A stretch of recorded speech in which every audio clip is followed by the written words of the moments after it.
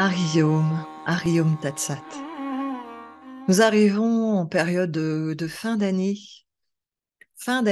2022, début d'année 2023. Alors tout cela est symbolique, parce qu'en fait, il y a pas réellement d'année. L'année n'existe pas. C'est un code déterminé par des êtres humains, et ces codes vont être différents d'un pays à l'autre. En Chine, l'année nouvelle se fête en février, me semble-t-il. Donc on n'est pas dans les mêmes codes et pourtant nous sommes sur la même planète Terre. Donc l'année n'existe pas, c'est un code humain. Donc la fin de l'année, la naissance d'une nouvelle année, donc la fin, la mort d'une année, la naissance d'une nouvelle année sont symboliques. Et ce symbole m'a rappelé l'histoire de la chenille et du papillon. Vous connaissez ce que la chenille appelle la mort, le papillon l'appelle la vie, la naissance.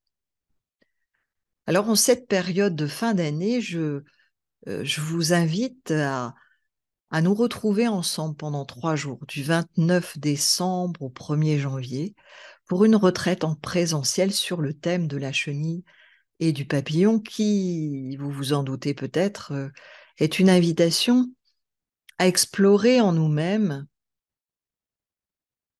ce que sont ces morts intérieures et ces renaissances intérieures que nous avons pu vivre, que nous avons eu l'impression de vivre durant notre vie à certaines occasions. Cela peut être la perte d'un travail, trouver un nouvel emploi, la fin d'une relation, le début d'une nouvelle relation, la fin d'une relation et se retrouver seul,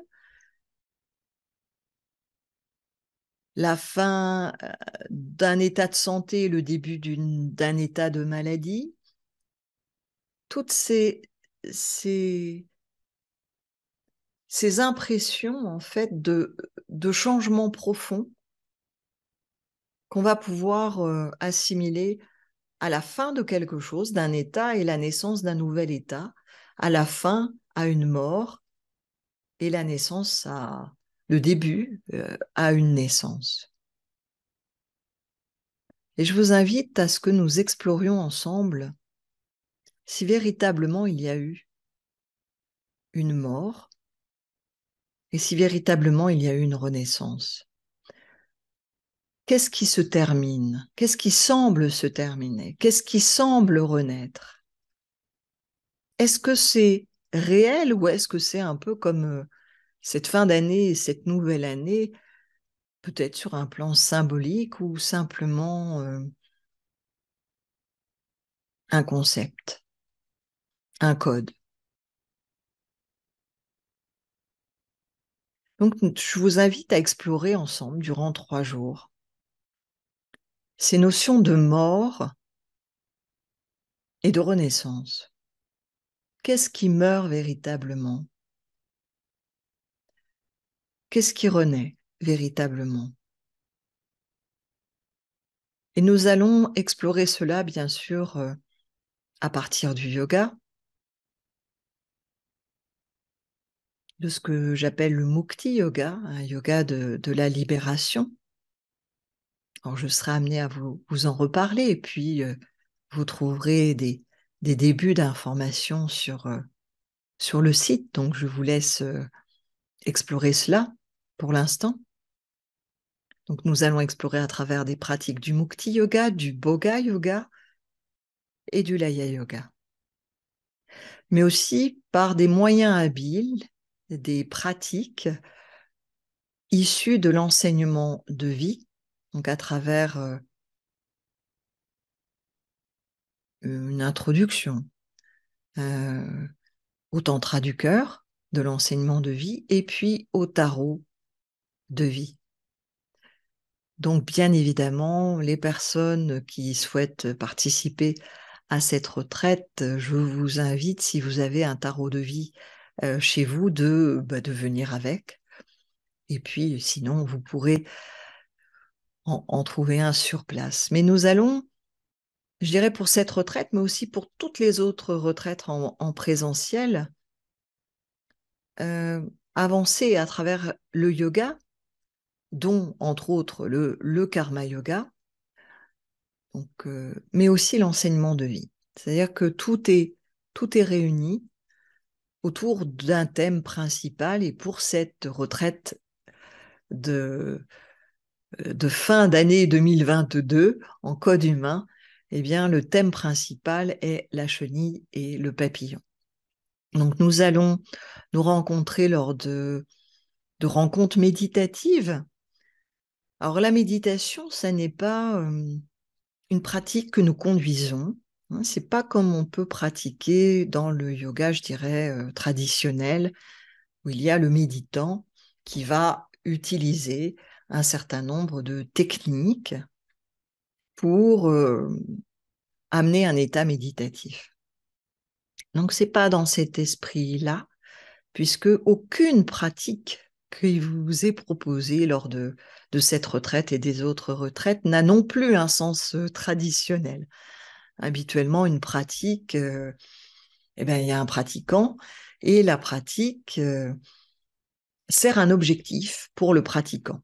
Hein, le pratiquant, par exemple, veut se détendre ou veut méditer ou veut être plus heureux, et va utiliser un certain nombre de techniques, va pratiquer des pratiques pour arriver à l'état souhaité. Lorsque nous nous rencontrons lors de satsang ou de retraite, en présentiel, mais aussi en ligne, les pratiques n'ont pas cet objectif-là, puisque les pratiques utilisées n'ont pour seul sens et utilité que la réalisation, que vous réalisiez la non-existence réelle de la croyance d'être séparé de ce qui est. Que se dissolve pour vous, en vous, la croyance d'être un pratiquant et qu'il est quelque chose à atteindre. Donc l'objectif des pratiques n'est absolument pas le même. Et il ne s'agit pas d'atteindre un état qui ne serait pas là, il ne s'agit pas du tout d'atteindre un état, mais au contraire de réaliser le non-état, c'est-à-dire ce qui est toujours ici, maintenant, en tout temps et en tout lieu, tout en étant totalement non lié au temps et à l'espace. Or, ce passage de fin d'année nous relie véritablement au temps, puisque cette fin d'année nous semble nous indiquer, attention, le temps avance, c'est la fin d'une année, tu vas faire le point sur tout ce qui s'est passé dans l'année, c'est une nouvelle année, tu vas faire des projets pour toute une nouvelle année. Donc, qui nous relie encore à l'espace-temps. Et l'invitation de cette retraite de 3 jours est au contraire de réaliser d'être déjà libre de l'espace et du temps. Donc je voulais vous présenter cette retraite. Je vous laisse vous y inscrire si vous le souhaitez, poser vos questions. Vous verrez, nous avons un email dédié à présent pour les questions. Et je me réjouis de vous retrouver pour cette retraite du 29 décembre au 1er janvier sur le thème de la chenille et le papillon. À bientôt. Hari Om, Tat Sat, tout est cela.